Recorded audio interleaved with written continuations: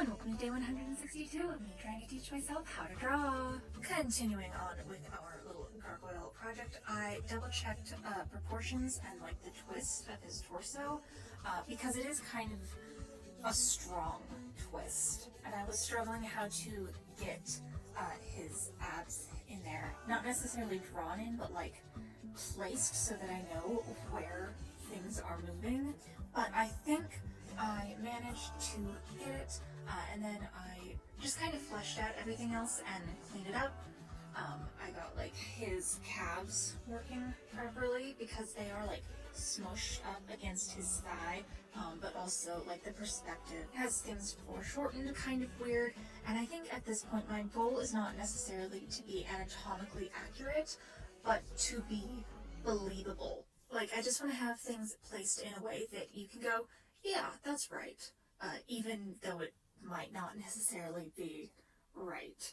I feel like that's a rather common concept in art, with like gesture drawing and stuff like that, so hopefully I have found a good balance between accurate anatomy, getting the perspective and foreshortening right, and gesture. And then of course I went in and fleshed out the FMC a little bit more. I very clearly spent more time working on our gargoyle in the sketch phase than I did her, and it shows in how I am struggling to get her body laid in against his in this pose. So I kind of combined the original image and the thumbnail, because the thumbnail that I had drawn out was a lot more dynamic in terms of the perspective and foreshortening, and then of course the one I had originally drawn in just fit better overall because I'd drawn it in the pose originally.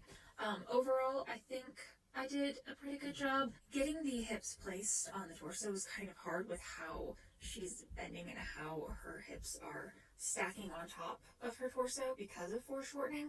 Also, her back leg is far too big, despite the foreshortening, and so I need to kind of shrink that back and then bring her leg that's closer to the camera a bit more forward, I think.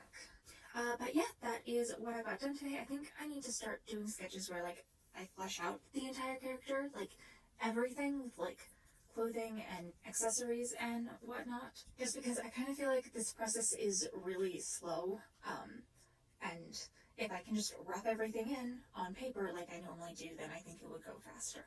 But yeah, here you can see my daily Richmond studies, and I will see you all next time.